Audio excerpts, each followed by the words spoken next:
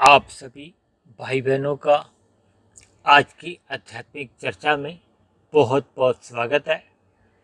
आज की चर्चा का विषय है आनंद प्राप्ति की इच्छा करना आत्मा का स्वभाव है। देखिए, ऐसा प्रकृति में कोई भी जीव जब प्राणी को ढूंढना ही मुश्किल है जो सुख नहीं चाहता हो। और मेरा तो यहाँ तक भी ऐसा मानना है कि कोई बुद्धि के स्तर पर भी कोई कमजोर हो, कुछ पागलपन जैसी स्थिति भी हो, उसकी भी इच्छा सुख प्राप्ति की ही होती है। देखिए, हम संसार में जन्म से लेके मृत्यु के अंतिम क्षण तक इसी सुख के लिए ही इच्छा करते हैं और इच्छा करने के बाद इसी के लिए ही हम प्रयत्न करते हैं। हम शारीरिक रूप से प्रयत्न करें चाहे मानसिक रूप से चिंतन करें या प्रयत्न करें। देखिए, जब हम विचार करते हैं तो वो भी हमारा एक प्रयत्न ही होता है। विचार करना, मनन करना, चिंतन करना, हम सदा ही सुख की ओर ही एक चिंतन सहज ही करते हैं, क्योंकि ये आत्मा का एक स्वभाव है। सभी मनुष्यों का ही नहीं, चाहे वो पशु हो, पक्षी हो, क्योंकि सभी में ही एक आत्मा का वास रहता है। ये 84 लाख प्रकार की जो जोनियां बताई गई हैं, इन 84 लाख प्रकार के स्थूल शरीरों में ही आत्माएं हैं। और आत्मा का देखिए स्वभाव है आनंद की इच्छा करना, आनंद प्राप्ति के लिए ही प्रयत्न करना। और स्वभाव का तो अर्थ ही ये है जिसको कभी बदला ही नहीं जा सकता। ये स्वभाव नित्य सभी में ही बना रहता है।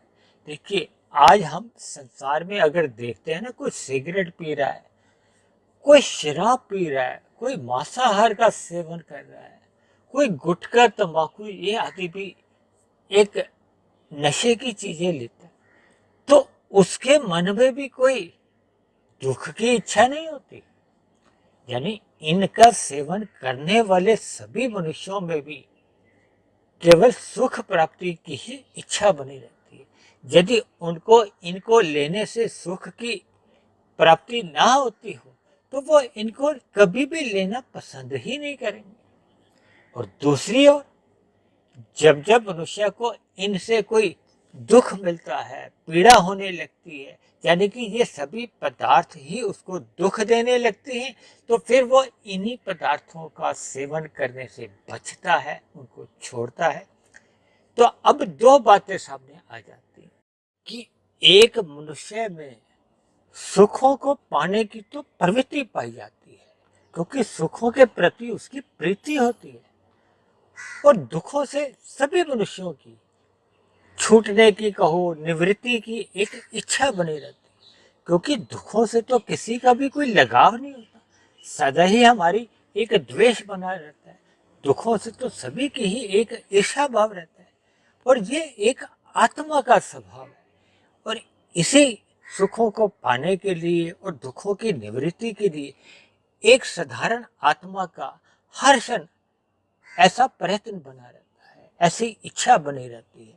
देखिए, चाहे कोई पक्षी है, पशु है, या किसी भी स्तर पर कोई भी अन्य जीव हो, भले ही हमें प्रत्यक्ष रूप से ऐसा उनका क्रियाओं का बोध नहीं होता। एक पक्षी एक डाल पे बैठा हुआ दूसरी डाल पे जाता है, तो उसके अंदर से भले ही वो आपकी हमारी समझ में नहीं आता, लेकिन अंदर से उसकी भी प्रवृत्ति सुख पाने की होती है। जहाँ जहाँ उनको कोई भय लगता है, चाहे वो मनुष्य से या बड़े पक्षी से या अन्य किसी जीव से, तो वो उस दुख के भय से ही उस स्थान को छोड़ देता है। यानी कि आत्मा का ये स्वभाव है कि सुख पाने की उसमें सदा ही एक प्रवृत्ति बनी रहती है। और दुख मिलने पे उस दुख से उसको छुटकारा पाने का कहो, या निवृत्ति की, या उससे अलग होने की स्थिति के लिए वो प्रयत्न करता है। इसी तरह एक मनुष्य बड़े सुख की आशा से कभी कभी फिर छोटे सुख का भी त्याग कर देता है। अक्सर आपने देखा होगा कि एक मनुष्य एक अच्छी भली नौकरी कर रहा होता है, लेकिन फिर पुनः उसको उससे भी और अच्छी नौकरी मिलती है, तो वो पुरानी नौकरी को छोड़ देता है। यानी एक मनुष्य अगर पुण्य कर्म करता है और दूसरा मनुष्य पाप कर्म करता है, उसके पीछे भी सुख पाने की ही इच्छा होती है। और ये जो मनुष्य निष्काम भाव से भी कर्म करता है या साधना के मार्ग पर यानी कि आध्यात्मिक उन्नति के मार्ग पर चल निकलता है, यानी भौतिक भोगों के प्रति उसका वैराग्य हो उठता है और परमात्मा के मार्ग पर उसकी एक इच्छा जागती है, तो उसके पीछे भी उसका एक लक्ष्य होता है, उद्देश्य होता है कि उसको परम सुख की यानी कि आनंद की प्राप्ति हो।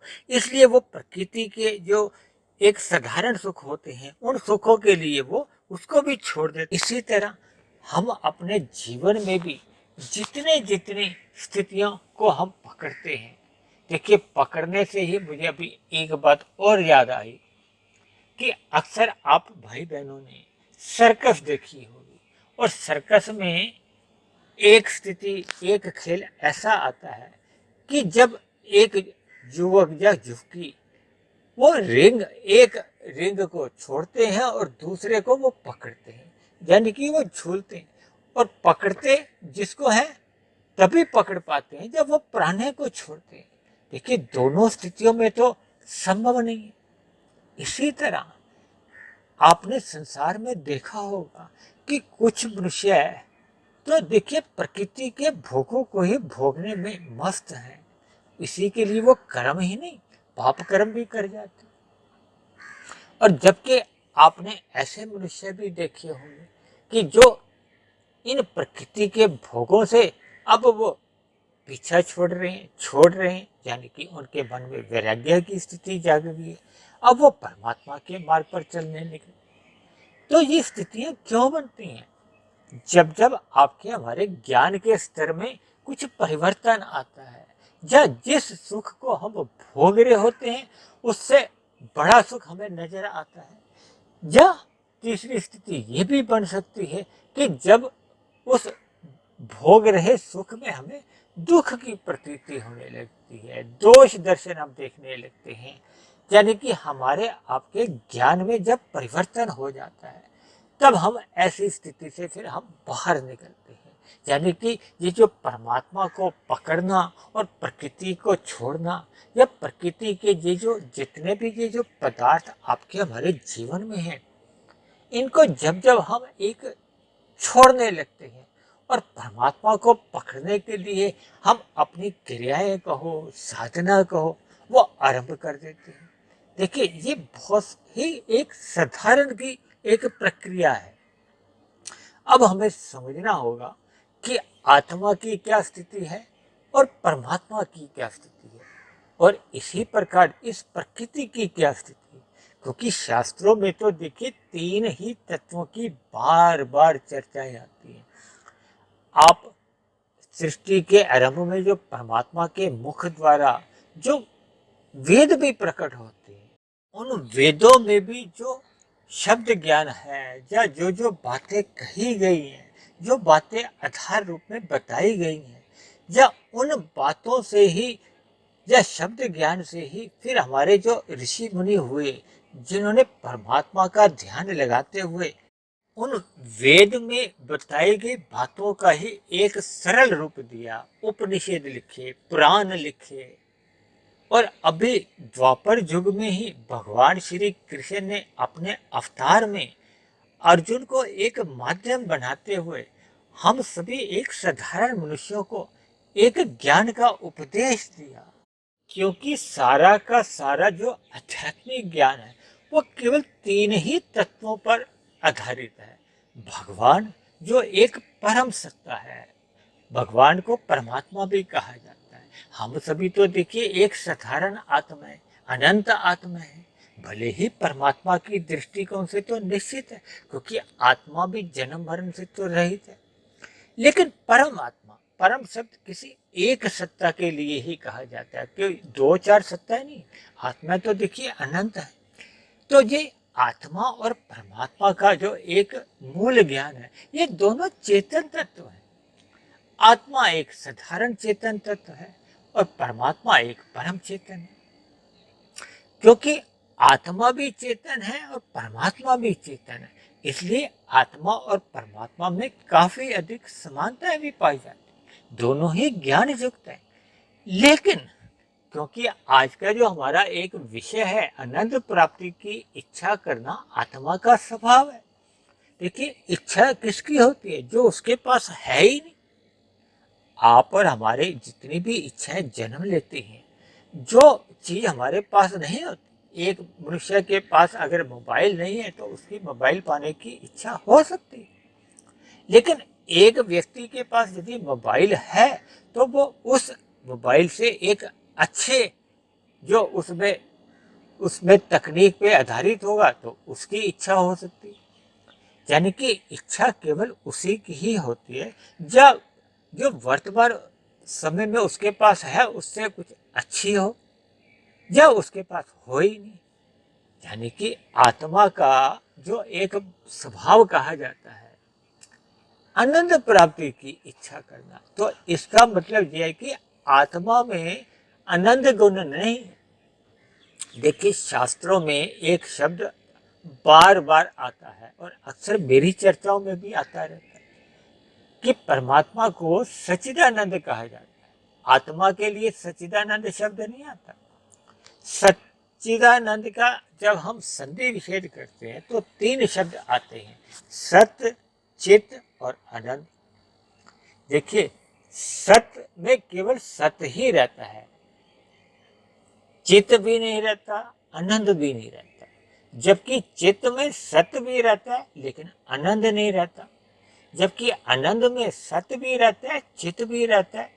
और इसीलिए ये जो सच्चिदानंद केवल परमात्मा के लिए कहा जाता है। देखिए, सत्य का मतलब होता है जिसका कोई कारण नहीं होता है, जो नित्य बना रहता है। ये जो प्रकृति के 3 गुण है ना, तमोगुण, रजोगुण और सतोगुण, ये नित्य बने रहते हैं। ये जो प्रकृति आपके हमारे जो देखने में आते हैं, ये तो शास्त्रों के अनुसार विकृति है, इसका विस्तार होता है और प्रलय भी हो जाता है। यानी कि ये सृष्टि एक स्थिति में आती है, फिर एक समय विशेष के बाद इसका प्रलय हो जाता है, भले ही लाखों वर्ष का समय होता है। प्रकृति अपने आप में जितनी भी आपको क्रियाशील या गतिशील महसूस होती है, लेकिन ये तो शास्त्रों में जड़ बताई गई है।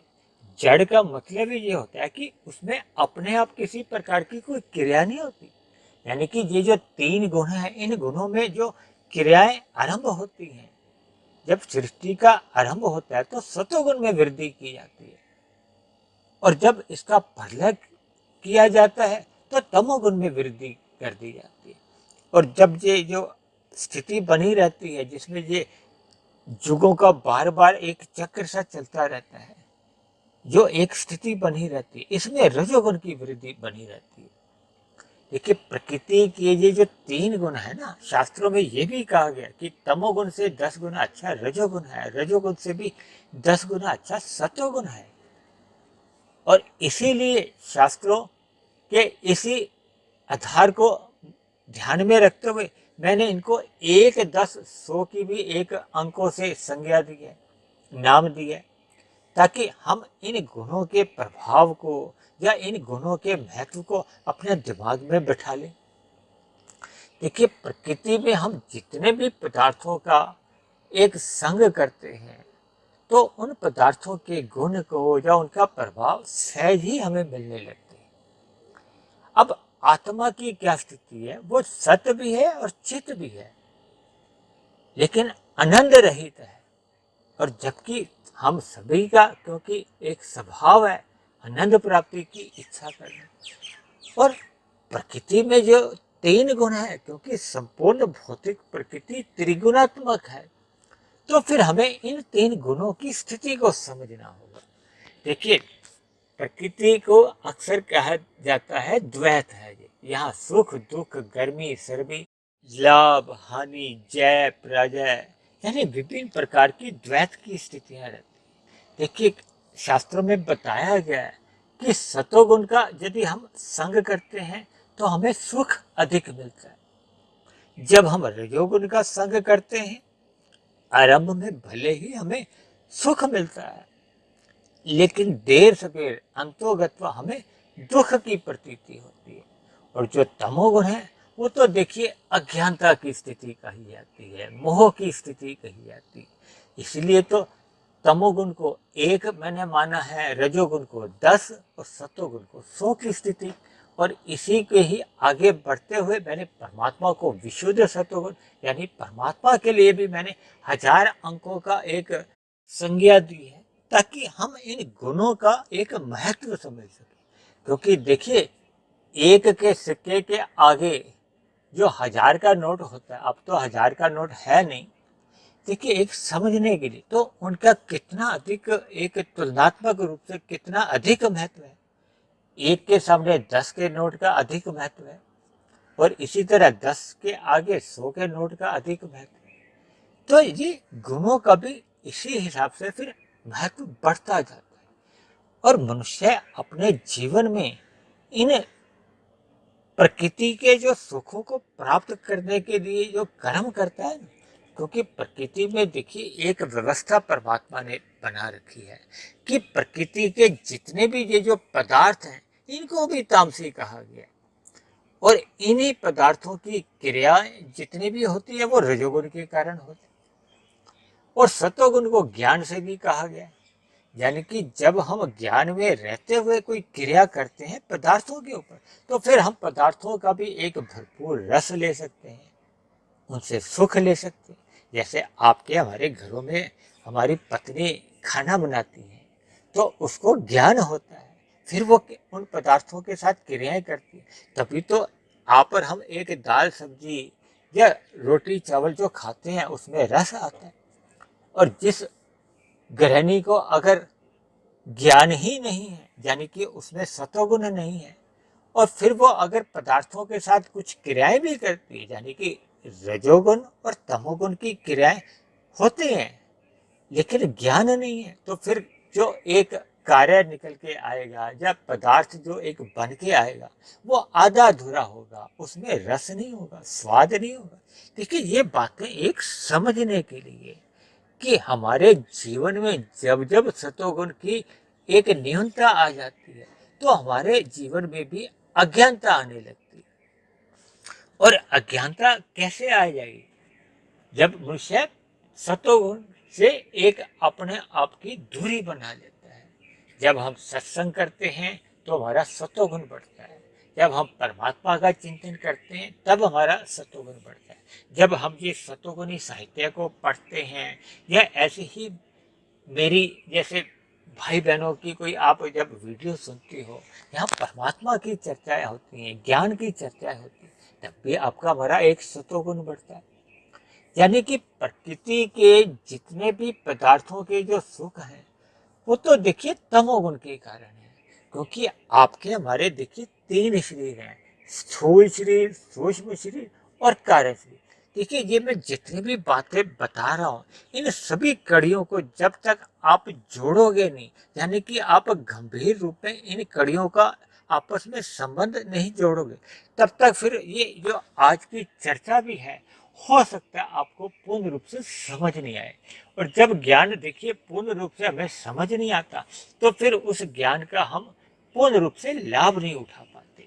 यानी कि हम मिले हुए जीवन में जितना जितना ज्ञानमय स्थिति में रहते हैं, देखिए आप और सभी भाई बहन इस बात से तो परिचित ही है कि शाम को जैसे ही सूर्य ढलता है तो अंधकार की स्थिति आती है, और अंधकार में आपकी हमारी क्रियाएं तो देखिए संभव ही नहीं होती। अगर हम करते हैं तो वो अपूर्ण मानी जाती है, हमारे तन को ठोकरे लगती है। इसीलिए तो हम प्रकाश घर में करते हैं, बल्ब ट्यूब जला देते हैं। इसी तरह हम शास्त्रों का जब तक ज्ञान नहीं लेते, देखिए आत्मा की भले ही स्थिति एक चेतन कही है, सत्य और चित्त आत्मा के लिए कहा जाता है। यानी कि आत्मा नित्य भी है क्योंकि जन्म मरण से रहित है, जबकि ये जो 3 गुण हैं ये नित्य हैं, इनमें ज्ञान नहीं है, इसलिए इनको जड़ कहा जाता है। और जबकि परमात्मा के लिए सच्चिदानंद शब्द आता है, तो आनंद में देखिए चित्त भी रहता है, और चित्त क्योंकि नित्य रहता है, इसलिए आनंद में सत्य चित्त आनंद तीनों रहते हैं। इस बात को एक और उदाहरण से मैं आपको समझाता हूँ। जैसे कोई तीसरी कक्षा में पढ़ रहा होता है, तो उससे हम ये तो नहीं पूछते कि आपने दूसरी कक्षा पास कर ली है या पहली कक्षा पास कर ली है। और जो दूसरी कक्षा में होता है उसको तो तीसरी कक्षा का कोई अनुभव ही नहीं है, और जो पहली कक्षा में होता है उसको तो दूसरी और तीसरी कक्षा का भी कोई अनुभव नहीं है। यानी कि 3 में 2 संख्या भी रहती है, 1 भी रहती है। जैसे 100 के नोट में 10 का भी एक मूल्य आ जाता है और 1 का भी आ जाता है, जबकि 10 में केवल 1 की ही संख्या रहती है और 1 में ना 10 रहता है ना 100 रहता है।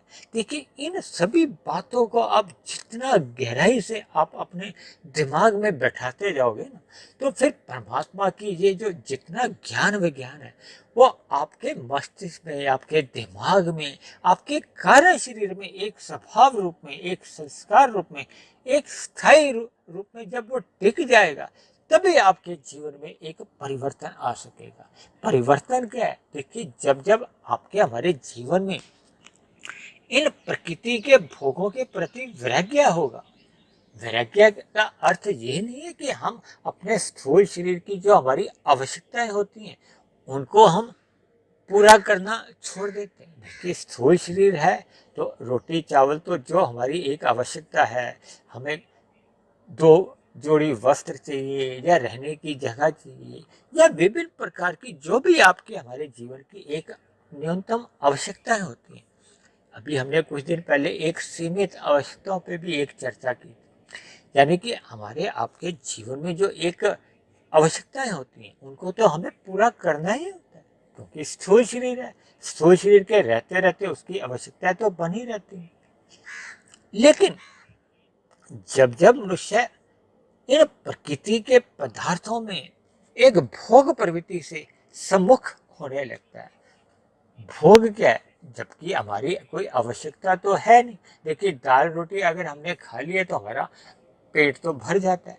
जब हम इच्छा करते हैं मलाई कोफ्ता मिले, शाही पनीर मिले, चावल भी हो, पापड़ भी हो, खीर हो, रायता हो, सलाद हो, तो फिर इन चीज़ों को जब हम सेवन करते हैं या इच्छा रखते हैं तो ये भोग में आती है। और जब जब भोग हम करते हैं, यानी कि जब हम आवश्यकता से अधिक भोजन को ग्रहण करते हैं तो वो भोग में आ जाता है। भोग लेने से आपको पता ही है आपकी हमारी स्थिति स्थूल शरीर की क्या बनती है कि हम थोड़े प्रमाद में आ जाते हैं, अचेत होने लगते हैं। और यही स्थिति से फिर आपका हमारा जो ज्ञान है, जो आत्मा का जो एक सहज उसकी जो ज्ञान की स्थिति होती है वो ढकने लगती है, अचेत होने लगती है। यानी कि आपका हमारा ज्ञान की विस्मृति होने लगती है। ज्ञान क्या है? देखिए, जब हमें अपना परमात्मा से संबंध ही हमें धुंधला पड़ने लगता है, परमात्मा की स्मृति हमारी धुंधली पड़ने लगती है, परमात्मा से हमारी विमुखता बनने लगती है, और इन विषय भोगों जो 5 हैं हमारे, गंध रस रूप स्पर्श और शब्द, इनकी सम्मुखता हमारी क्रमशः बढ़ने लगती है। तो फिर हमारा जो आपका जो एक ज्ञान है वो अवरत होने लगता है। और जबकि मनुष्य जीवन तो देखिए कर्म जोनि के साथ साथ साधना जोनि है। साधना क्या है?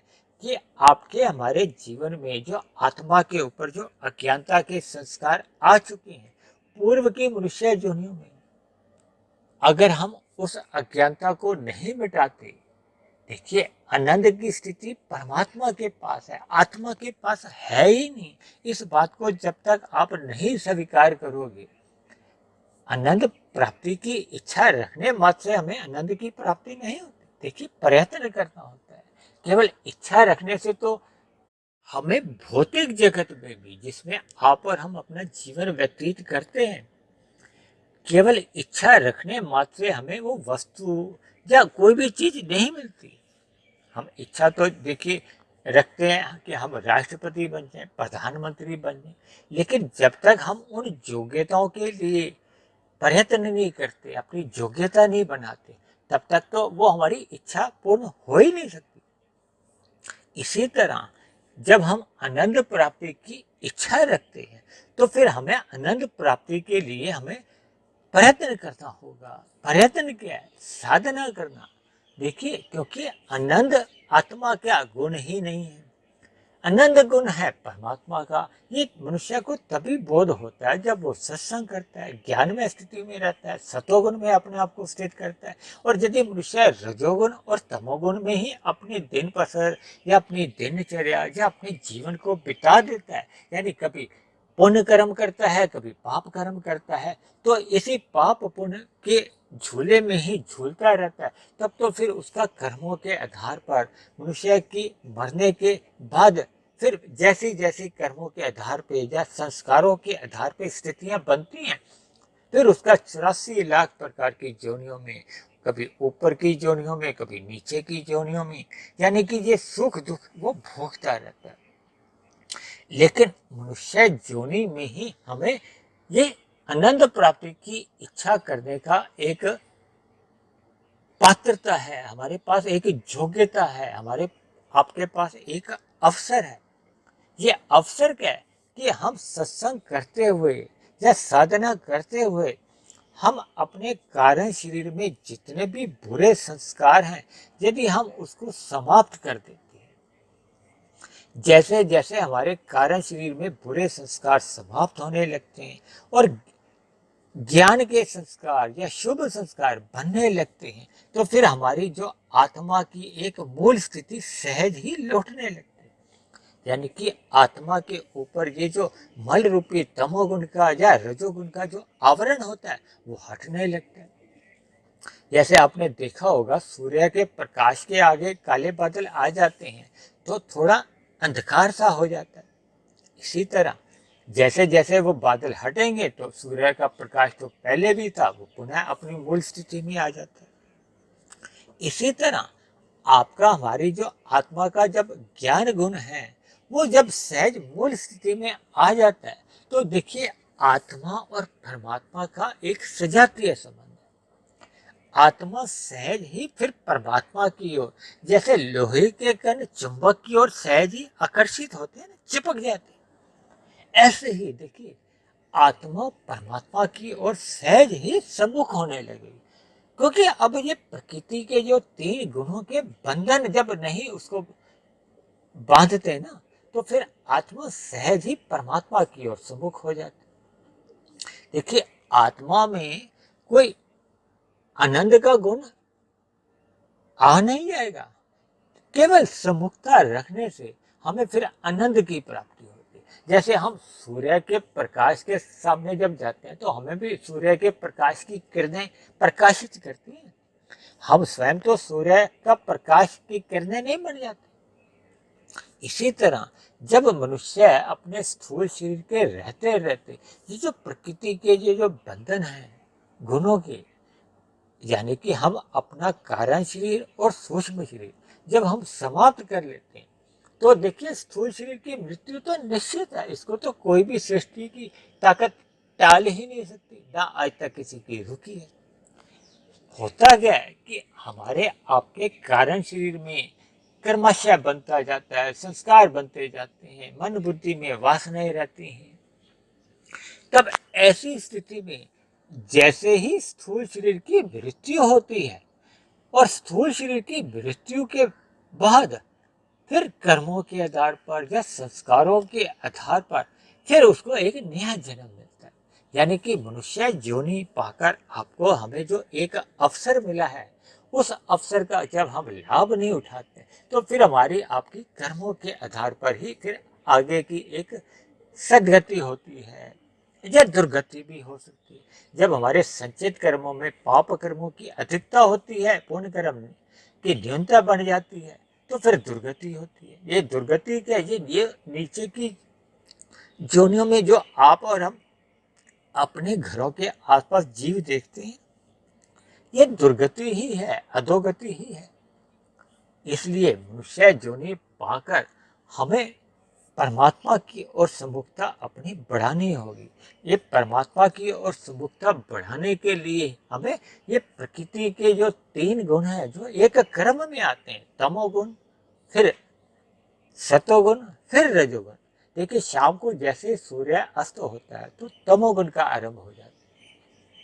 तकरीबन 8 घंटे तमोगुण के रहते हैं, फिर 8 घंटे सतोगुण के आ जाते हैं। और उसी सूर्य निकलने से पूर्व के जो 2 घंटे 40 मिनट हैं, उसको ब्रह्म मुहूर्त कहा जाता है। वो प्रकृति का एक शुद्धतम सतोगुण की स्थिति होती है, जिसमें परमात्मा से जुड़ना बहुत ही आसान होता है। देखिए, जैसे हम दिन में ना चाहते हुए भी कभी कभी पाप कर्मों में लिप्त हो जाते हैं, क्रियाएं ऐसी करने लगते हैं, यानी कि हम रजोगुण के प्रभाव से या भोगों के प्रभाव से हम प्रभावित होने लगते हैं। इसी तरह जब जब मनुष्य सत्वगुण का संग करता है, तो फिर उसका सत्वगुण का प्रभाव अपना रंग दिखाने लगता है। इसलिए अगर मनुष्य को साधना आरंभ करनी है, तो उसको सर्वप्रथम सत्वगुण में अपने आप को स्थित करना होगा। देखिए, सत्वगुण में स्थित रहकर फिर वो विशुद्ध सत्वगुण यानी कि परमात्मा की ओर उसको आध्यात्मिक यात्रा आरंभ करनी होगी। फिर हम जितना जितना परमात्मा की ओर सम्मुख होते जाते हैं, जितना जितना उसके करीब पहुंचते जाते हैं। देखिए, यहाँ से हमने अगर मसूरी जाना हो, तो हम मसूरी के रास्ते पे जितना जितना करीब पहुंचते जाते हैं, तो वहाँ की फिर ठंडी हवाएं हमें सहज ही आकर्षित करती हैं, मिलने लगती हैं।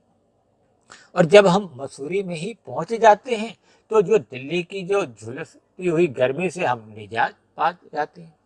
इसी तरह जैसे जैसे हम सतोगुण से विशुद्ध सतोगुण की जो एक आध्यात्मिक यात्रा है, यानी कि 100 की स्थिति से जब हम 1000 की स्थिति को पाने का एक लक्ष्य बना लेते हैं और उसकी ओर ही चलने लगते हैं। ये चलना क्या है? देखिए, जब हम निष्काम भाव से कर्म करते हैं, कर्म योग में स्थित हो जाते हैं, फिर ज्ञान योग की स्थिति में आ जाते हैं, प्रकृति का ज्ञान विज्ञान समझ जाते हैं, आत्मा परमात्मा की जो एक सहज स्थिति है, या उनके जो दिव्य गुण हैं उनको हम जान लेते हैं, तो फिर हमारी आध्यात्मिक यात्रा आगे बढ़ती जाती है। यानी कि हमें प्रकृति का, आत्मा का और परमात्मा का यथार्थ ज्ञान पता चल जाता है, तो फिर सहज ही परमात्मा की ओर स्मृति बनी रहती है। साधना हमारी फिर भक्ति योग में पहुंच जाती है, और भक्ति योग में ही फिर हमारे जो कारण शरीर में जो बुरे संस्कार होते हैं, जो पुराने कितने ही जन्मों के चल रहे होते हैं, जो हमसे पाप कर्म भी सहज ही करवाते रहते हैं, वो फिर समाप्त होने लगते हैं, दग्ध बीज होने लगते हैं। जब जब बुरे संस्कार दग्ध बीज हो जाते हैं, तो फिर उनसे कोई बुरे फुर्दे नहीं उठते, यानी कि फिर हम स्थूल शरीर द्वारा कोई नए पाप कर्म नहीं करते। तो ये सभी स्थितियां तभी बनती हैं जब हम मनुष्य जीवन पाकर सत्वगुण में स्थित हो जाते हैं, रजोगुण का एक मर्यादा में संग करते हैं, ताकि आपके हमारे स्थूल शरीर की केवल आवश्यकताओं की पूर्ति हो जाए और अन्य जीवों के कल्याण के लिए हम कर्म करते हैं। यानी कि हम पाप कर्मों से पूर्ण रूप से बच जाते हैं, यानी कि हम तमोगुण का जो एक मल रूपी संग से अपने आप को बचा लेते हैं। या दूसरे आसान शब्दों में आप यूं भी कह लो कि जैसे जैसे हम परमात्मा को पकड़ते जाते हैं, तो संसार हमारा छूटने लगता है, संसार से वैराग्य होने लगता है। या इसको आप ऐसे भी समझ सकते हो कि जैसे जैसे हम संसार को छोड़ते हैं, संसार से वैराग्य करते हैं। ये वैराग्य तो देखिए तभी होता है ना, जब हमारे एक ज्ञान की सही स्थिति होती है। यानी कि जैसे जैसे हम संसार को छोड़ते हैं, फिर वैसे वैसे ही परमात्मा हमारी पकड़ में आता जाता है। परमात्मा हमारी पकड़ में आने का मतलब ही ये है कि हमारी आपकी परमात्मा की सम्मुखता बनी रहती है। देखिए, आत्मा और परमात्मा का तो सजातीय संबंध है। ये केवल प्रकृति के जो जड़ पदार्थ हैं, जब हम इनकी ओर अज्ञानतावश सम्मुख रहते हैं, तो फिर ये अपना प्रभाव दिखाते हैं, जिसके परिणाम स्वरूप मनुष्य परमात्मा से विमुख होने लगता है।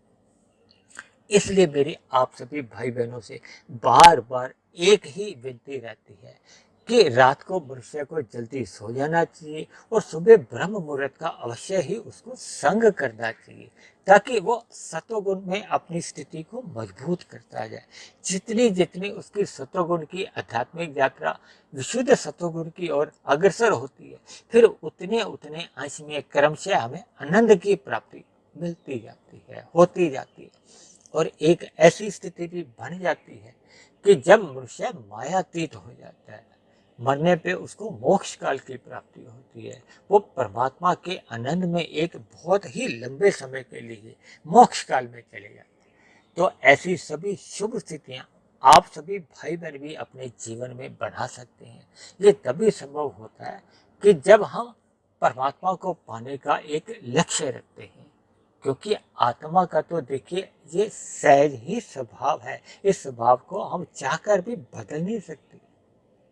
यानी कि हम परमात्मा की विस्मृति तो कर सकते हैं, परमात्मा को भूल तो सकते हैं, लेकिन परमात्मा को हम अपने से अलग नहीं कर सकते। इसलिए समझदारी इसी में ही है कि हम परमात्मा की ओर सहज ही सम्मुख होना अपना स्वभाव बना लें।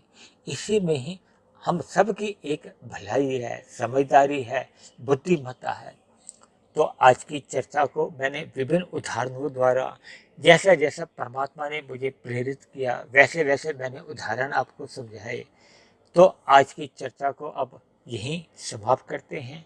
आप किसी भाई बहन का किसी प्रकार का भी कोई आध्यात्मिक प्रश्न हो इस आध्यात्मिक चर्चा के प्रति, तो आप नीचे दिए गए कमेंट्स बॉक्स पर जाकर आप अपना प्रश्न भी लिख सकते हैं। और यदि मेरी बताई गई बातों पे आपका किसी भी प्रकार का कोई मतभेद हो, कोई शिकायत हो, किसी प्रकार की भी आपकी कोई आपत्ति हो, तो आप अपनी शिकायत आपत्ति को भी नीचे जाकर कमेंट्स बॉक्स पर जाकर लिख सकते हैं।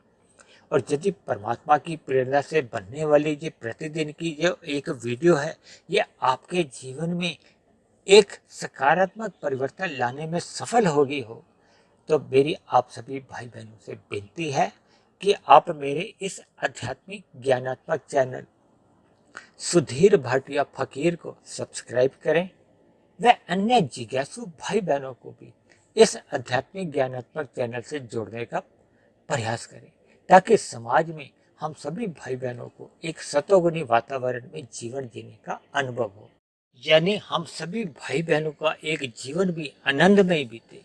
तो इन्हीं शब्दों के साथ आज की चर्चा को अब हम यहीं विश्राम देते हैं। कल फिर मिलते हैं एक नए विषय को लेकर, एक नए संदेश के साथ। तब तक आप सभी भाई बहनों का बहुत बहुत धन्यवाद।